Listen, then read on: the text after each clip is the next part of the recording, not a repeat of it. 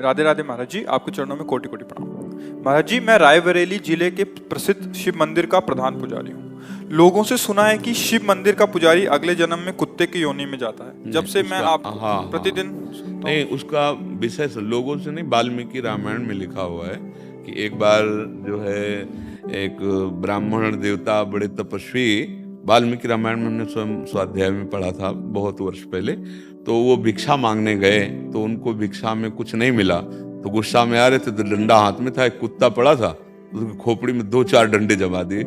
कुत्ते ने भगवान के दरबार में जाकर के कहा, प्रभु मेरी क्या गलती थी, मैं तो श्वान हूं, मार्ग में ही तो पड़ा रहूंगा ना। इन ब्राह्मण देवता ने बिना किसी कारण के मुझे 4-5 डंडे मारे, देखो मेरी खोपड़ी में। भगवान तो सब जीवों की भाषा जानते हैं ना, तो भगवान ने कहा मेरे दरबार में ब्राह्मणों को दंड नहीं दिया जाता, आप ही निश्चय करो कि इनको क्या दंड दें। उनका प्रभु यहाँ का जो बहुत श्रेष्ठ कलिंजर पर्वत है उसमें जो आश्रम है उसका इनको महंत बना दीजिए। बोले तुम तो दंड दे रहे हो या वरदान दे रहे हो? बोले प्रभु मैं पूर्व में महंत ही था, इसीलिए मैं आपको कह रहा हूं कि जब महंत बनेंगे ना और मनमानी आचरण करेंगे और भगवत अर्पित बिना किए जो भगवान के लिए आता है वो खाएंगे तो कुत्ता बनेंगे, तो हमारे जैसा इनको भी पता चलेगा कि श्वान योनि में कितना कष्ट होता है। इसका रहस्य आप समझ पाए? इसका रहस्य ये है कि जो भगवान के अर्पित करने के लिए आता है वो आप शिव मंदिर की केवल बात नहीं है, किसी भी मंदिर की बात है। ब्रज के भक्तों में चरित्र आता है। एक दिन एक विरक्त संत जो गुफा में भजन करते थे, क्योंकि जैसे गिरिराज जी है, नंदगांव है, बरसाना, यहाँ पर्वत हैं तो यहाँ गुफाएं भी हैं, संत जन एकांतिक भजन, तो वो भिक्षा मांग के आ रहे थे, पीछे से आवाज है, बाबा सुन, अगर मुझे थोड़ा टुकड़ा दे दे तो मेरी प्रेत योनि से मुक्ति हो जाए। वैसे मुड़ के देखा तो कोई नहीं दिखाई दिया, एक कुत्ता दिखाई दिया, तो लगा शायद ऐसे कानून। फिर बाबा सुनो ना आए, तो फिर मुड़ के देखा कौन हो तुम? तब बोले कि जो मैं कुत्ता रूप दिखाई दे रहा हूं मैं नंदालय का पुजारी हूं। तो उनका प्रभु आप तो भगवत पार्षद हैं, आपकी ऐसी कैसे? तो उनका लाला के लिए अमनिया आता था, बिना भोग लगाए हमने उसको प्रयोग किया, तो उसके दंड में अगर आप अपनी जूठन करके दे देंगे तो अभी मैं मुक्त हो। तो बोले भैया यदि तुम्हें भगवत प्राप्ति हो रही है, दोष से मुक्त, तुरंत जूठन करके उन्होंने दे दी।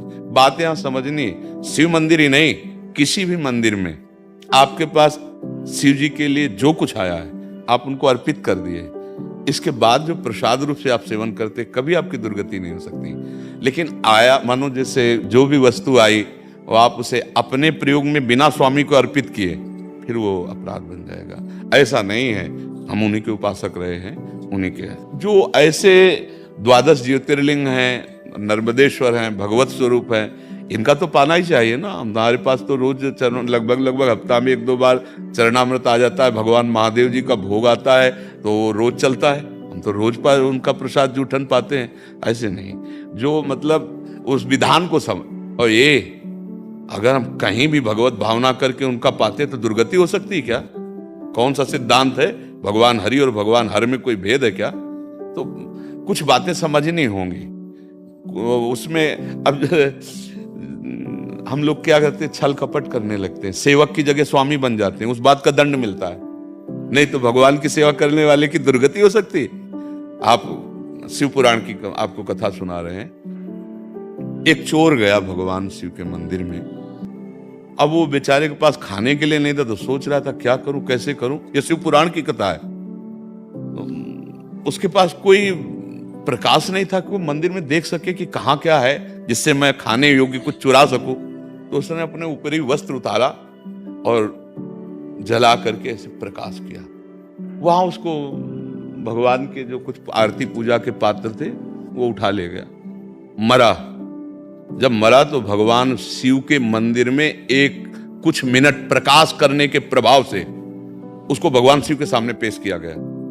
यमराज ने भगवान शिव के सामने कि आपके मंदिर केवल इतने पुण्य, वो पुण्य नहीं है, वो तो चोरी के लिए प्रकाश। वो एक कुबेर बना, पढ़ के देख लेना, शिव पुराण में लिखा है। शिव पुराण में जब उसको भगवान शिव ने कहा इसको राजा बनाया जाए, तब उसकी स्मृति जागृत हुई कि एक वस्त्र को जलाने के प्रकाश से मुझे राजा पूरे नगर में शिवालय होना चाहिए और हर शिवालय में अखंड घी का दीपक होना चाहिए। उसके परिणाम स्वरूप कुबेर पदवी में आज भी बैठे हुए भगवान शिव के मित्र बने। यार भगवान शंकर जैसा उदार दाता और उसकी सेवा करने वाला नरक को प्राप्त हो कुत्ता बने, कहाँ की बातें पढ़ ली, किससे सुन ली। अब जब बातें रहस्य में नहीं आ रही, हम फिर भी कह रहे हैं स्वामी नहीं बनना है। स्वामी के लिए जो वस्तु है एक बार सामने उनको अर्पित करो और इसके बाद प्रसादे सर्व दुखा नाम हानि रस्सी उपजाते। अरे यार कैसी बात, मतलब यही समझना होने पर फिर तो जितने शिव मंदिर है, जितने शिव पूजा करने वाले, फिर तो हमारी तो शिव पूजा से ही उन्नति हुई।